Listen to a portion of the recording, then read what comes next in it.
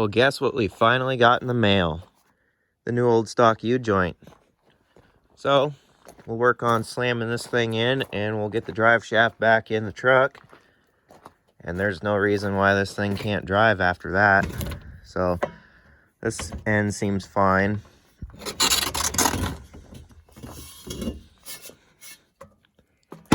We'll just make sure we're good here.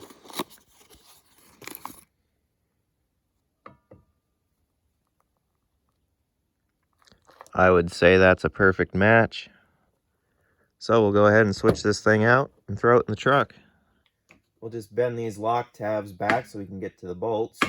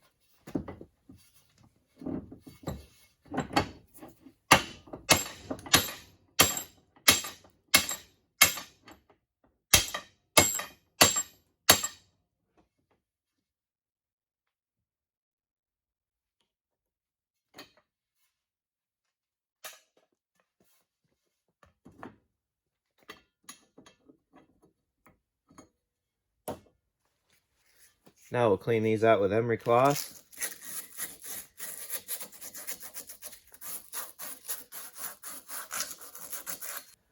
Alright, we can take these off since they go in the other yoke once it's in.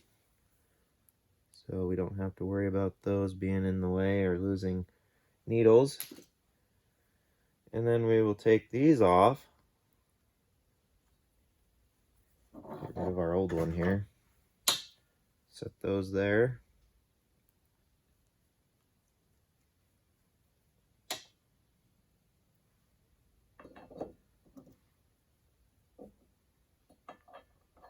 And we'll slip our caps in.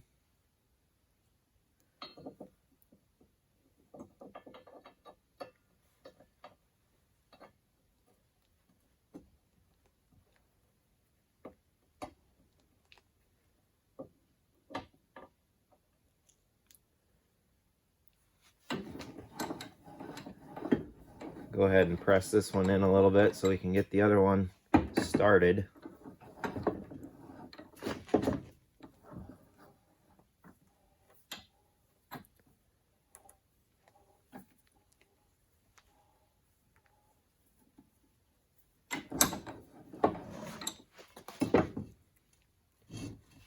Take our other one, make sure the needles are good.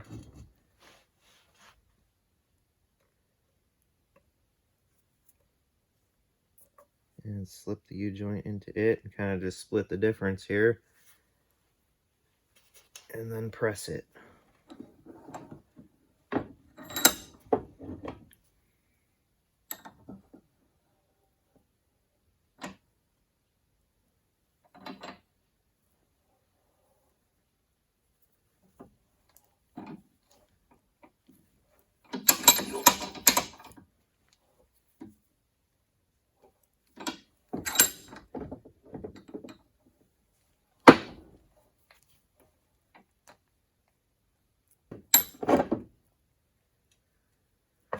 There we go.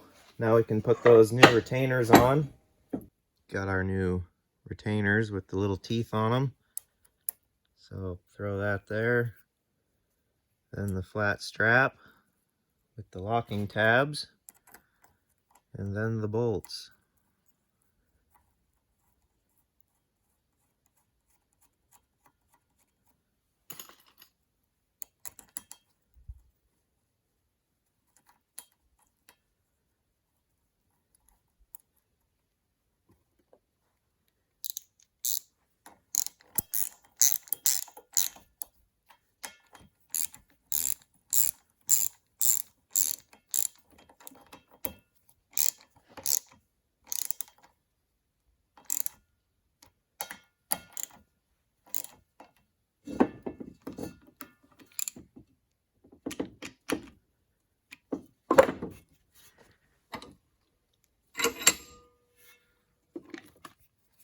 Now take each tab, do that with them.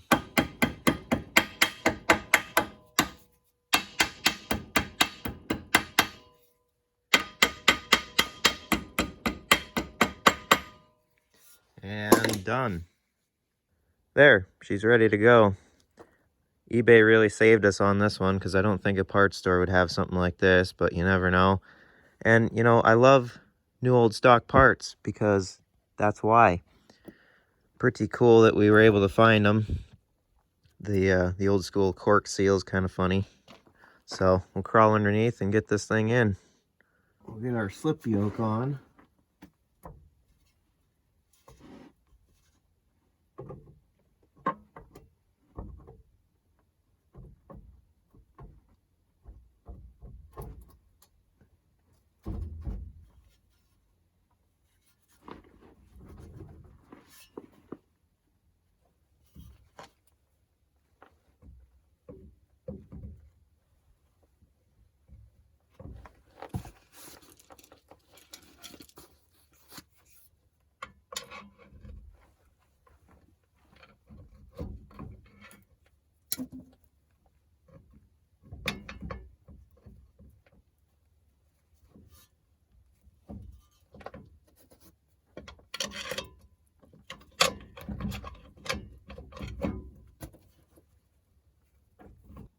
There she is, all installed, ready to go.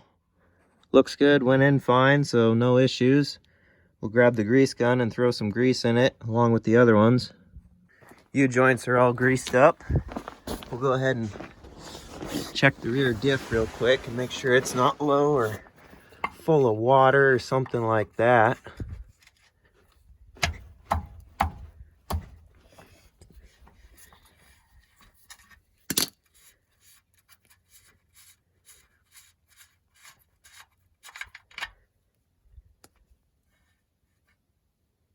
Well, there is oil present and it doesn't look too bad.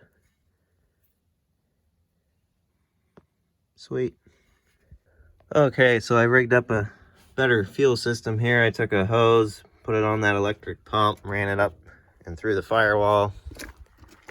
And then I've got my trusty old temporary tank in here. Then I threw the battery in. So we should be all set now.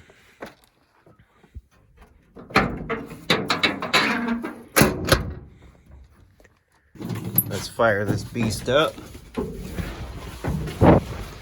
And yeah, I got the key working from in here.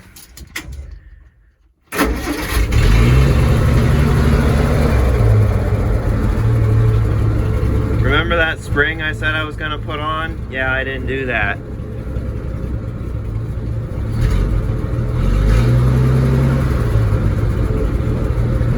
All right, here we go. I took the chock out and put the brake on, so first drive since 1989.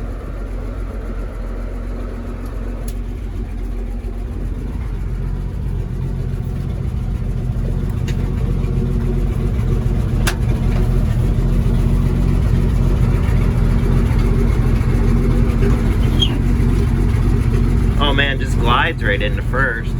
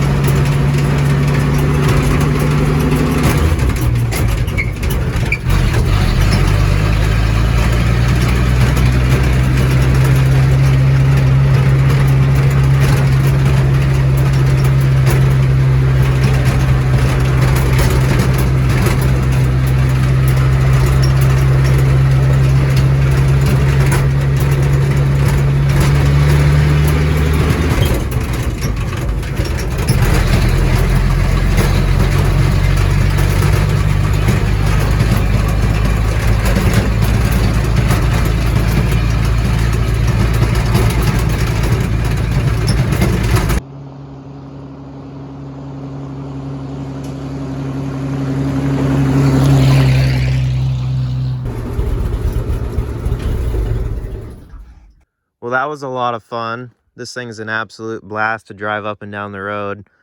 Very rewarding, especially after all the work to the transmission. It's super cool that it just, you know, slides right into every gear, shifts fine, going up and down the road in it. So, you know, it's great that we've revived yet another old rig here. And it's definitely running better the more that I drive it around. And the carburetor rebuild seems fine, no issues there. And it's not overheating, it's staying cool. So I think we've got an absolute winner here. And in the definite future, we can dive into brakes, make the brakes work, because it's just the handbrake right now. Even though that works pretty good, it's nice to have a backup, but we'll make the brakes work and, you know, just keep bringing this thing up in shape. We'll find another mirror for it, things like that. And eventually, you know, even replace all the boards on the flatbed, redeck it, redo the sides, make this thing spiffy again, get the lights working, and, you know, she'll be a good rig. So, first drive since 1989. That's a pretty good one. So, absolutely exciting.